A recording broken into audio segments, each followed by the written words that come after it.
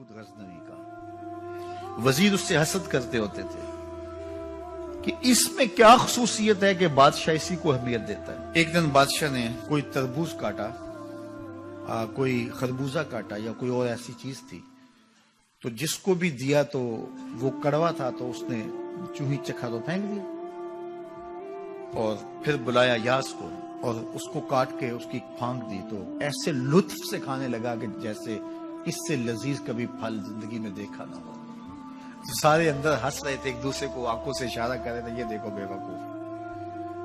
تو بادشاہ رک گیا اور کہا کہ ایاز، یہ جو فروٹ تم نے کھایا ہے یہ میٹھا تھا یا کڑوا؟ کہا بادشاہ سلامت کڑوا۔ تو کہا پھر اتنے ذوق سے کیوں کھایا؟ کہا کہ اس ہاتھ سے میں نے میٹھی نعمتیں کھائی ہیں، آج کڑوی ملی ہے تو تھوک دوں؟ کہا ایسا نہیں ہو سکتا، تو میاں کڑوا ہو تو وہ بھی قبول کیا جائے، نفس پہ شاک ہو۔ کڑوی وہ چیز ہوتی ہے جو نفس پہ شاک ہوتی ہے، نفس کرنا نہیں چاہتا، لیکن اس کے باوجود تمہارا دل کہے نہیں یہ مالک کی طرف سے ہے۔ سخت سردی ہے، گرمی کی شدت ہے، پانی ٹھنڈا ہے اور موسم سرد ہے، پانی گرم ہے اور موسم بھی گرم ہے، رات کا پچھلا پہر ہے، تھکے ہوئے ہیں، لیکن آپ اس کے باوجود بھی اپنے رب کے حکم کو بجا لاتے ہیں۔ نفس پہ شاک ہے، لیکن سینے میں ٹھنڈ ہی نہیں پڑتی جب اس کے حضور سجدہ ریزی نہیں کر لیتے۔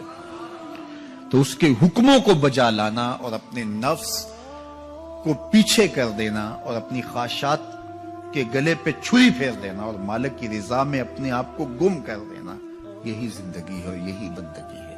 تو اس لیے مجھے اور آپ کو اس بات پہ غور اور تدبر کرنا چاہیے کہ ہم اس مختصر زندگی کو اللہ کے احکام کی مطابقت میں گزارنے کا عزم کریں، وہ بات چھوٹی سے چھوٹی ہو یا وہ بات بڑی سے بڑی ہو، وہ احکام ہماری زندگی کے اندر نافذ العمل ہو۔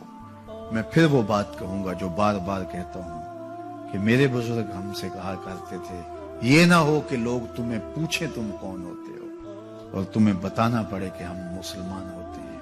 فرمایا کرتے تھے صاحب، نہ کسی کو پوچھنا پڑے نہ تمہیں بتانا پڑے، تمہاری وضاحت، تمہارا طرز زندگی، تمہارا انداز معاشرت ایسا خوبصورت ہو، تم دور سے آ رہے ہو، لوگ پہچان کے کہیں وہ دیکھو محمد عربی کا غلام آ رہا، تم شکل سے پہچانے جاؤ۔